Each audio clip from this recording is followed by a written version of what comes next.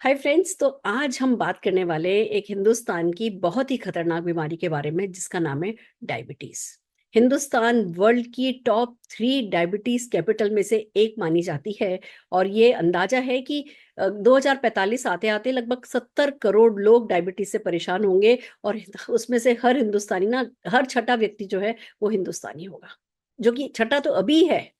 जब 70 करोड़ लोग होंगे तो उसमें से समझिए कितने लोग डायबिटीज से परेशान हो रहे होंगे। और डायबिटीज ना, दूसरी बीमारियां जैसे होती है ना कि चलो बुखार हुआ, कभी हुआ, दवाई ले ली, ठीक हो गया। कोई फ्रैक्चर हुआ, 3 महीने चला, ठीक हो गया। डायबिटीज एक लाइफ लॉन्ग आपको डिस्टर्ब करने वाली बीमारी है। कहते हैं इसको कंट्रोल करना मुश्किल है, इसको मैनेज करना होता है, पर इसको मैनेज करने के लिए इतना बदलना होता है। और फिर भी ये ठीक हो रही हो, फिर भी आपको एक अच्छी लाइफस्टाइल लीड करने दे रही हो, ऐसा होता नहीं है। हमारे ब्लड में, मतलब हम देखिए, कार्बोहाइड्रेट्स तो खाए बिना जिंदगी नहीं चल सकती। हम कुछ ना कुछ कार्बोहाइड्रेट्स तो हमें खाना ही होता है, वही हमें एनर्जी देते हैं। पर कार्बोहाइड्रेट सेल में जाकर के एनर्जी बने, उसकी बजाय वो ब्लड में जाकर के ग्लूकोज बढ़ाने लगे, तो फिर तो एक बेसिक सिस्टम ही बिगड़ जाता है सारा। और वो ही होता है। और उसकी फिर जो परेशानियां होती हैं, आंखों से ब्लर दिखने लगता है, मसल लॉस बड़ा जबरदस्त होने लगता है, बाल आपके झड़ने लगते हैं, सारे ऑर्गन्स पे इसका धीमे धीमे असर आने लगता है। जो डायबिटीज से सबसे बड़ी परेशानी मैंने सुनी है वो ये कि डायबिटीज अगर मेंटेन रहे ना, थोड़ी सी बड़ी हुई भी और मेंटेन रहे ना, तो इतनी खतरनाक नहीं है। पर वो जो अप डाउन होती है ना, वो आपके ऑर्गन्स की हेल्थ को बहुत डैमेज करती है। और अगर हम डायबिटीज को ढंग से मैनेज नहीं करें, हम कुछ एक्स्ट्रा उसके लिए प्रिकॉशन नहीं लें, तो ये अप डाउन ही होती लगती है। हमें लग रहा होता है अप जा रही है, पता चल रहा है डाउन जा रही है। अप जाए तो आप कोमा में चले जाओ, डाउन जाए तो आप बेहोश हो जाओ। पता ही नहीं चलता लाइफ का क्या करें। ये नहीं खाओ, वो नहीं खाओ, नॉर्मल लाइफ हम लीड नहीं कर सकते। स्ट्रेस लेना नहीं होता, पर स्ट्रेस इसी बात का कि मुझे डायबिटीज हो गई है इतना बड़ा होता है। कोई भी बीमारी हो जाए, डॉक्टर के पास जाओ, सबसे पहले पूछता है कि डायबिटीज है, बीपी है। अगर इन दोनों में से कोई भी बीमारी है तो आपका इलाज का ही इलाज की ना तरीका ही बदल जाता है। डॉक्टर के चेहरे से पता चल जाता है कि भैया अब इनकी तो बैंड बज गई है।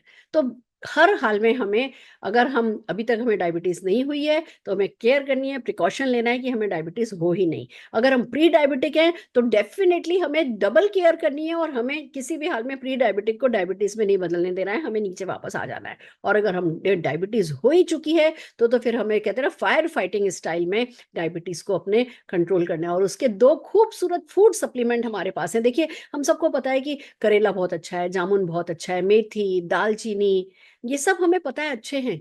पर क्या वो रोज रोज करेले का जूस निकालना, और जिस करेले का जूस आप निकाल रहे हो, क्या वो ऑर्गेनिक है? क्या जो जामुन की आप गुठलियां खा रहे हो वो कितनी हेल्दी है, कितनी मात्रा में खानी, क्या नहीं खाना? आयुर्वेद को साइंस के साथ जब तक नहीं मिलाओ, जब तक साई वैदिक प्रोडक्ट आपके हाथ में नहीं हो, तो उसको खाना मुश्किल, और खा लो तो कितना फायदा हो गया होगा, हो रहा होगा वो जानना मुश्किल। उसकी बजाय सिंपल रिलैक्स करो, जो भी हो गया है, चाहे आप प्री डायबिटिक हो, चाहे डायबिटिक हो, चाहे आप डायबिटिक के खतरे में हो, चाहे उससे डर रहे हो, करेला जामुन जूस मोदी केयर का है, लेने लगो। लेने लगोगे तो दो दो काम ये करेगा। पहली बात कि आपकी जो ब्लड में, जो जब आप आपके शरीर में जो कार्बोहाइड्रेट जा रही है, उसको सेल्स तक पहुंचाने का काम करेगा।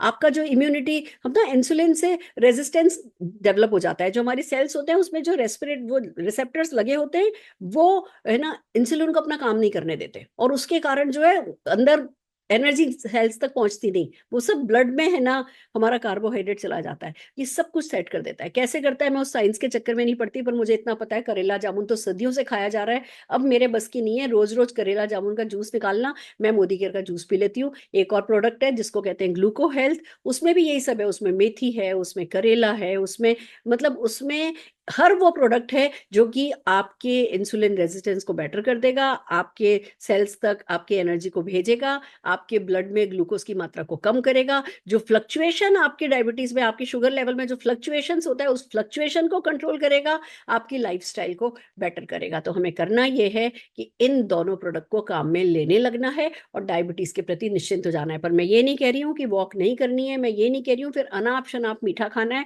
वो सब कंट्रोल करना है, बेसिक तो हमें करना ही है। बट फिर भी ये 2 प्रोडक्ट जो हैं वो आपकी डायबिटिक लाइफ को बहुत स्मूथ कर देंगे, बहुत आसान कर देंगे।